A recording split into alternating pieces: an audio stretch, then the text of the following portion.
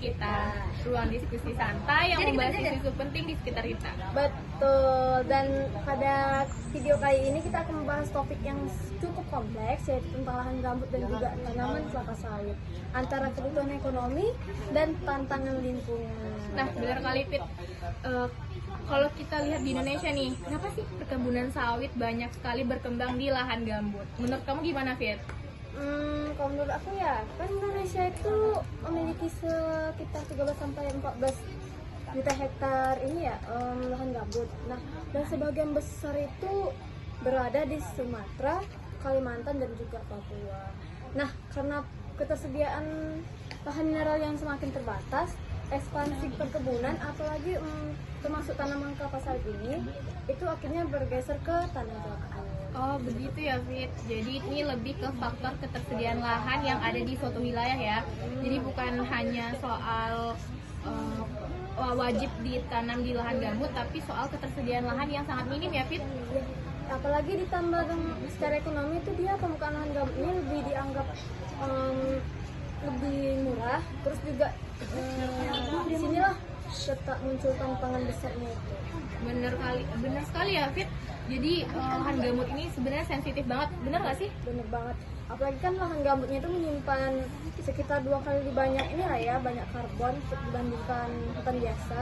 Terus juga ketika lahan gambut itu dikeringkan, jadi karbonnya itu dilepaskan ke atmosfer dan juga berdampak banget pada perubahan iklim.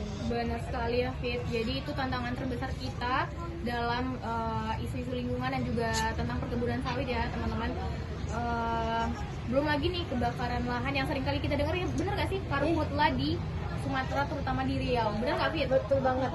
Apalagi data itu berdasarkan data yang ada itu menunjukkan bahwa sebagian besar kebakaran hutan itu terjadi kayak kebakaran hutan lahan itu lebih sering terjadi di tanah gambut. Jadi kayak karena kondisinya itu kering, jadi kayak sangat mudah banget terbakar dan jadi sulit banget dipadamkan. Bener banget ya Fit. Selain itu juga nih aku sering banget, karena kita sebagai mahasiswa pertanian dong, kita harus sangat aware. Bener banget ya Fit, sebagai mahasiswa pertanian kita juga harus peduli dan sering-sering baca nih isu-isu apa aja yang terjadi di lingkungan sekitar kita. Salah satunya nih Fit, aku sering banget dengar kritik soal sistem monokultur. Apa tuh? Nah, yang kita tahu nih, monokultur itu kan menanam melakukan budidaya dengan satu jenis tanaman saja. Nah, di perkebunan sawit kebanyakan itu kita menanam itu secara monokultur. Nah, itu seberapa berpengaruh Fit? Lumayan lah, cukup signifikan lah memang. Apalagi kan kalau monokultur ini dia secara produksi itu dia memang efisien. Tapi kalau secara ekologis itu menyebabkan penurunan keagraman habitat hayati, terus juga degradasi tanah dan juga ekosistemnya itu jadi yang stabil. Jadi begitu ya Fit. Jadi bukan soal ditanam di mana, tapi juga ditanam bagaimana. Jadi kita juga bukan hanya peduli soal kita harus nanam cuman di lahan gambut aja nih, tapi bagaimana cara kita menanam, mulai dari pengolahannya dan lain-lain. Bener ya Fit? Apalagi kan kalau sistem budidaya ini dia sangat menentukan dampak terhadap lingkungan. Benar sekali ya Fit. Jadi ketika kita menanam monokultur, maka apalagi yang kita tahu bahwa kelapa sawit ini bisa selama 25 tahun, bener nggak sih Fit? Ya kan? Sampai 25 tahun lah. Iya kan, sampai kita replanting, tapi itu juga mempengaruhi kondisi tanah kita. Tapi ngomong-ngomong soal ini kan isu-isu dan hal negatif lah ya tentang kelapa sawit dan juga lingkungan. Ada nggak sih sisi keunggulan kenapa kelapa sawit itu lagi gencar-gencarnya dimasukkan dalam ketahanan pangan? Ada dong. Jadi tanaman kelapa sawit ini merupakan produktivitas minyak terbesar di dunia. Jadi dalam dalam 1 tahun itu minyak kelapa sawit ini bisa menghasilkan minyak 3 sampai 4 ton minyak per hektar per tahun. Jadi jauh lebih tinggi lah dibandingkan kayak kedelai sama bunga matahari. Benar banget ya. Jadi memang sisi unggulnya dari kelapa sawit adalah dari efisiensi produksinya, efisiensi waktunya juga. Pantas saja jadi komoditas unggul di era sekarang. Minyaknya banyak banget ya. Benar-benar. Betul. Jadi juga menjadi tanaman kapas sawit ini juga menjadi sumber penghidupan lah bagi para petani di Indonesia. Nah, benar. Karena kita udah tahu nih keunggulan dari kelapa sawit nih. Balik lagi ke gambut. Ada nggak sih solusi terbaik dalam menghentikan semua aktivitas yang kita tahu nih hal-hal yang bukan bersifat negatif, tapi bisa lah kita meminimalisir gimana kayak monokultur atau pembukaan lahan yang besar-besaran untuk menanam kelapa sawit. Ada nggak sih Fit solusinya nih sebagai kita nih?